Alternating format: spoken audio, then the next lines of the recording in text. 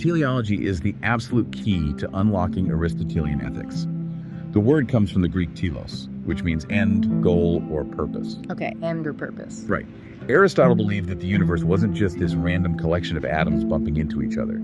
He believed that every living thing has a built-in trajectory. Like a natural end toward which it aims. Exactly. And that natural end is its greatest good. So if we look at like an acorn, its telos, its ultimate built-in purpose isn't to just sit on the ground and be a nut, right? Yeah. Its natural end is to take in water and sunlight, push roots into the soil, and eventually become this fully grown, flourishing oak tree. That is the realization of its potential. Precisely. The oak tree is the telos of the acorn. So Aristotle looked at this biological reality and applied it directly to humanity. Oh, interesting. He asked, if the acorn's greatest good is to become the oak tree, what is the natural end of a human being? What is our greatest good? And what was his answer? His answer was a Greek concept called eudaimonia. Eudaimonia, man, that word carries so much more weight than its English translation usually suggests. He really does suffer in translation. Yeah, because the text notes it's most commonly translated as happiness or flourishing, referring to the full realization of the good life. But I feel like translating it simply as happiness creates a massive roadblock for us today. How so? Well, when you and I share the word happiness today, we think of something deeply tied to a momentary emotion, right? Or pleasure. Yeah, for sure. We think of the happiness of eating a really good slice of pizza, or the dopamine hit of getting a bunch of likes on a social media post, or just the relief of a Friday afternoon. It feels so fleeting and subjective. That is such a good point. The modern conception of happiness has been heavily hijacked by hedonism. Hedonism. Yeah, the philosophy that the pursuit of pleasure and the avoidance of pain are the highest goods. In a modern context, if happiness is just a chemical release of dopamine or serotonin in your brain, you could theoretically achieve perfect quote-unquote happiness by hooking yourself up to an intravenous drip of neurochemicals while sitting in a dark room. Wow, yeah, that's pretty dystopian. But that is the absolute antithesis of what Aristotle meant by eudaimonia. Okay, so if we want to hold on to a mental model for you, the listener, that actually captures Aristotle's ambition for us. Flourishing seems infinitely more accurate than happiness. I completely agree. Because flourishing implies growth, right? It implies resilience and a state of being rather than just a passing mood. Yes, flourishing captures the structural, lifelong nature of the concept. Eudaimonia is not a day-to-day emotional state. Right. It is the objective, overarching condition of living a life that is robustly fulfilling of your human potential. You can actually experience eudaimonia even on a day when you are physically exhausted. Really? It's like a terrible day. Yeah, even if you're dealing with a difficult conflict or experiencing grief. Because your life as a whole possesses meaning, purpose, and is oriented toward excellence. Love that. It's the deep underlying health of a nourished soul, rather than the momentary sugar rush of a pleasant experience. Okay, so if our telos, our ultimate destination, is this state of robust flourishing, how do we actually get there? That's the million-dollar question. Because the acorn uses sunlight and water to become the oak tree. What is the uniquely human mechanism? Because the text clarifies that to achieve eudaimonia, we have to fulfill the function that is natural and distinctive to us. Right. And Aristotle reasoned that we share nutrition and growth with plants, right? Yep. And we share locomotion and sensory perception with animals. So those functions cannot be our distinctive telos. They are uniquely human. Exactly. What separates humanity from the rest of the natural world is our capacity for reason. Reason. Yes. Our ability to think, to deliberate, to understand cause and effect, and to choose our actions based on abstract principles. Therefore, to flourish as a human being means to live fully in accordance with reason. So reason is basically the engine of our flourishing. It is. It's the bridge between our raw, undeveloped human nature and our ultimate telos. But reason itself is just a capacity, isn't it? Like it has to be applied. Right. It's not enough to just have it. And the application of reason in our daily lives, the actual behavioral traits that reason guides us to develop, those are what we call virtues. Yes, absolutely. A life of reason fundamentally entails a life of virtue because the virtues themselves are rational modes of behaving. Okay, that makes sense. We are not born flourishing, just as the acorn is not born an oak tree. We are born with the potential to flourish, and we use our reason to navigate the world and make choices that slowly build the architecture of our character. Virtues aren't just like vague, positive attitudes. No, I know. The text provides a very strict, highly specific definition. It says Aristotle defines a virtue as a stable disposition to act and feel according to some ideal or model of excellence. Yes, a stable disposition. Meaning it is a deeply embedded character trait. That phrase, stable disposition, is the absolute linchpin of this entire theory. Aristotle wasn't interested in sporadic acts of goodness. Right, like being nice once doesn't count. Exactly. It resonates so deeply on an intuitive level. It just feels like the way we naturally want the world to work. It does. But as we know, no philosophical theory gets out of the arena without taking some heavy hits. The primary critique, and it is a substantial one, centers on its usefulness in moral problem solving. Ah, the actual application. Yes.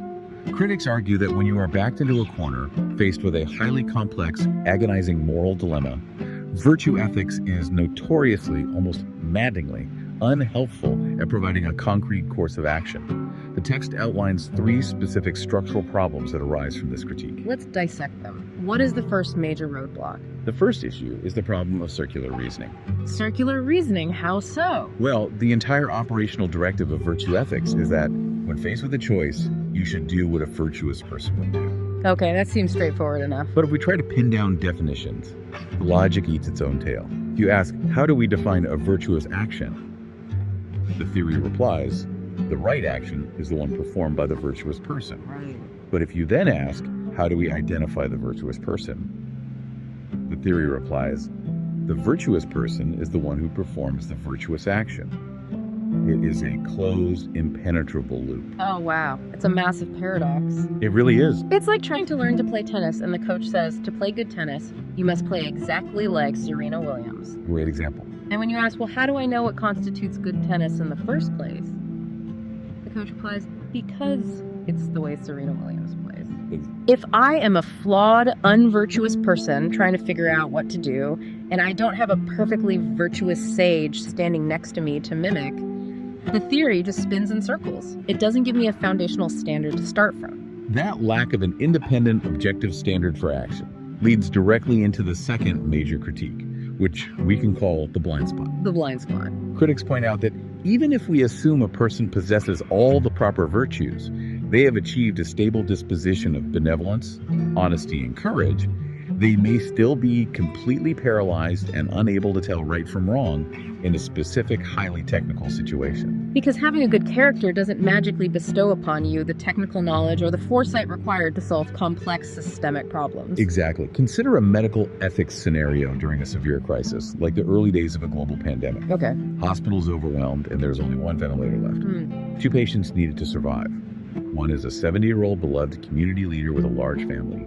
The other is a 25-year-old with no family but a history of severe substance abuse. Oh, that's a nightmare scenario. It is. A deeply virtuous, benevolent, and wise doctor is standing between the 2 beds. Their good character does not generate a clear answer to this tragic triage dilemma. Wow. Yeah. The doctor's empathy or courage doesn't solve the math of who gets to live. It doesn't. The rightness of an action in that room doesn't invariably depend on the doctor's character. It depends on external facts, medical triage protocols, and complex calculations of systemic harm that character alone simply cannot resolve. Virtue ethics leaves the doctor stranded with a good heart and no blueprint. It really is a profound blind spot in the theory. It is. And that brings us to the third and perhaps most devastating critique of all, the conflict of virtues. Okay, this sounds intense. What happens when the situation you are in causes 2 undeniable, deeply ingrained virtues to violently clash with one another? This is the agonizing dilemma that tears people apart. The text gives a very specific classic example: loyalty versus honesty. Yes. Walk us through how this scenario structurally breaks the virtue ethics framework. Imagine you are subpoenaed to testify in a high-stakes criminal trial. The defendant sitting at the table is your oldest, closest friend. Okay. Their entire future, perhaps their freedom for decades, is on the line. However, you possess a specific piece of information that, if revealed under oath, would absolutely guarantee their conviction and ruin their life. Oh, man. If you lie on the witness stand, you are demonstrating immense sacrificial loyalty to your friend, but you are blatantly violating the virtues of honesty and justice. Right. If you tell the entire truth, you uphold honesty and respect for the law, but you'd completely and devastatingly betray your loyalty to your friend. If I am the person sitting in that witness box, swearing an oath, making eye contact with my friend who's terrified, and making eye contact with the judge, I'm in crisis. Absolutely crisis. I need an x-ray, I need a clear directive. If I turn to consteontology, it gives me a harsh but clear answer. Never lie, regardless of the consequences. Tell the truth. Very clear. If I turn to utilitarianism, it gives me a calculation. Weigh the harm to society of perjury against the harm to your friend's life, and choose the path of least overall suffering. Also clear. But if I turn to virtue ethics, what does it tell me? It just says, use your practical wisdom to find the mean. But the mean between which virtues? Honesty and loyalty are actively trying to destroy each other in my mind. That is the paralyzing reality of the critique. In virtue ethics, there is no strict hierarchical rulebook. Aristotle does not provide a definitive index that states, in legal scenarios, honesty supersedes loyalty, or in matters of family, loyalty supersedes honesty. Which is what you desperately want in that moment. Exactly. It demands that you use your phronesis, your practical wisdom, to weigh the unique variables of that exact moment. And for many critics, that lack of structural hierarchy is a fatal flaw for a moral theory. I can totally see why. When the stakes are existential, when human lives or freedoms are on the line, we want a dependable guide, not a vague instruction to rely on our wisdom, especially when our wisdom is buckling under the emotional weight of the crisis. It's like having that medical x-ray we talked about at the beginning, but this time it shows that you have 2 broken bones and the machine utterly refuses to tell you which one is going to puncture an artery and kill you first. That is an incredibly apt way to frame the limitation. It highlights the problem without offering a triage solution. Exactly. When forced into the realm of crisis management and irreconcilable dilemmas, virtue ethics really struggles to provide the decisive clarity that action-based theories offer. But despite these massive, seemingly fatal structural flaws in problem solving, virtue ethics hasn't been discarded to the ash heap of philosophical history. Far from it. We are still studying it. It is still heavily debated and deeply respected. Exactly. And the profound truth of virtue ethics has been so resonant that it has forced many modern thinkers to adapt their own rigid theories to accommodate it.